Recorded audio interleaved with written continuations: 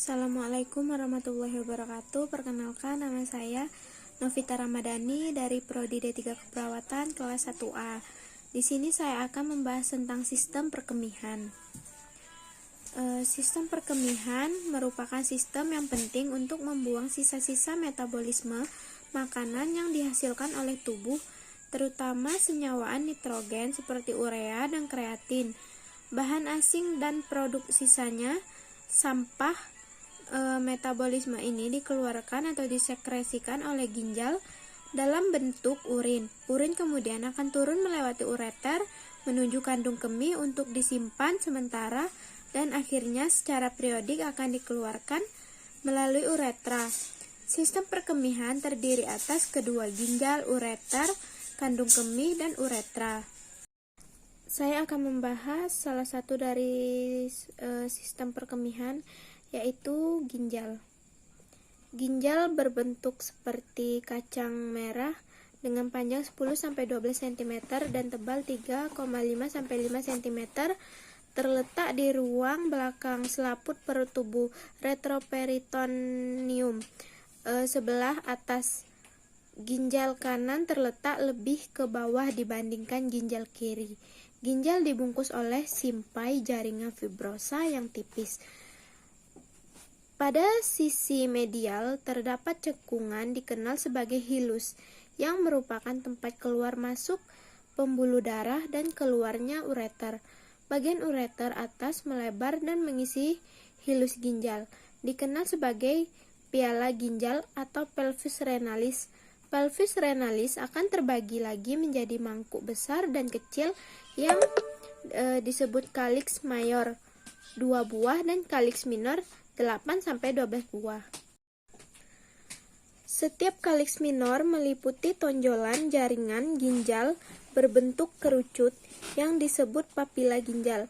Pada potongan vertikal ginjal, tampak bahwa tiap papila merupakan puncak daerah piramid yang meluas dari hilus menuju ke kapsula. Pada papila ini bermuara 10-25 buah ductus colligens, satu piramid dengan bagian korteks yang melingkupin yang dianggap sebagai satu lobus ginjal. Secara histologi, ginjal terbungkus dalam kapsul atau simpai jaringan lemak dan simpai jaringan ikat kolagen.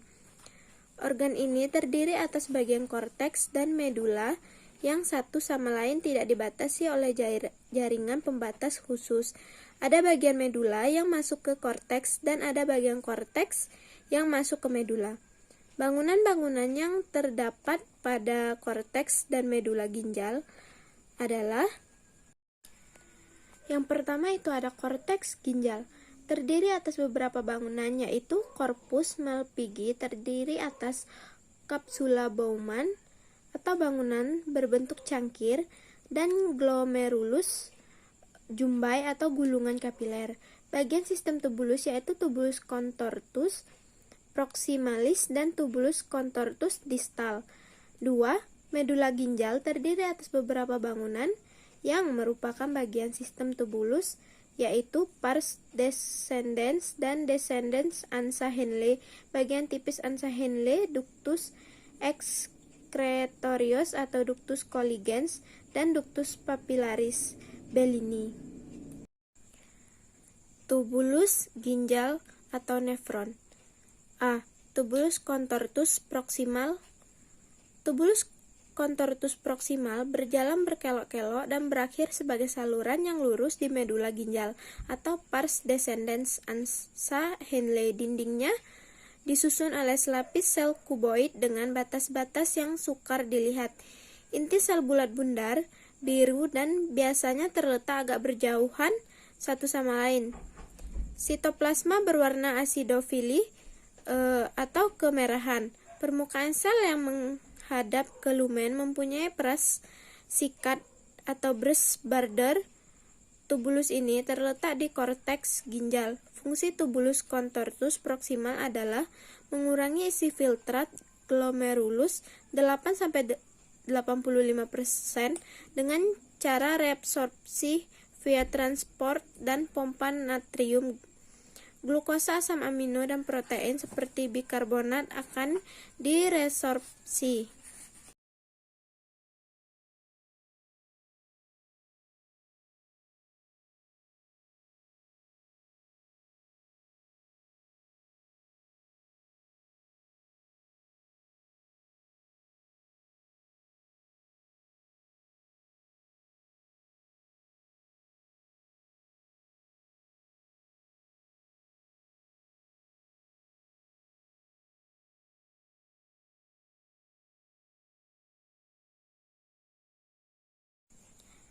C. Tubulus contortus distal. Tubulus contortus distal berjalan berkelok-kelok. Dindingnya disusun oleh selapis sel kuboid dengan batas antar sel yang lebih jelas dibandingkan tubulus contortus proksimal. Inti sel bundar dan berwarna biru. Jarak antar inti sel berdekatan, sitoplasma sel berwarna basofil atau kebiruan, dan permukaan sel yang menghadap lumen tidak mempunyai parasikat. Bagian ini terletak di korteks ginjal. Fungsi bagian ini juga berperan dalam pemekatan urin. Yang selanjutnya itu D. Ductus Colligen. Saluran ini terletak di dalam medula dan mempunyai gambaran mirip tubulus contortus distal, tetapi dinding sel epitelnya jauh lebih jelas. Selnya lebih tinggi dan lebih pucat. Ductus Colligen tidak termasuk ke dalam nefron. Di bagian medula yang lebih ke tengah, beberapa ductus Colligen akan bersatu membentuk ductus yang lebih besar yang bermuara ke apeks papila. Saluran ini disebut ductus papillaris atau Bellini. Muara ke permukaan papil sangat besar, banyak dan rapat sehingga papil tampak seperti sebuah tapisan atau area fibrosa.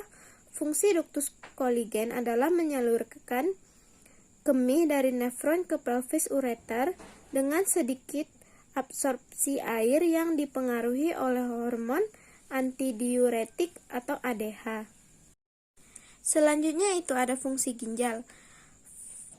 Fungsi ginjal yaitu 1. Membuang bahan sisa terutama senyawaan nitrogen seperti urea dan kreatin yang dihasilkan dari metabolisme makanan oleh tubuh. Bahan asing dan produk sisa. 2. Mengatur keseimbangan air dan elektrolit. 3. Mengatur keseimbangan asam dan basa. 4.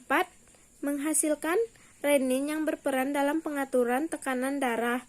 Menghasilkan eritropoietin yang mempunyai peran dalam proses pembentukan eritrosit di sumsum tulang, produksi dan ekskresi urin.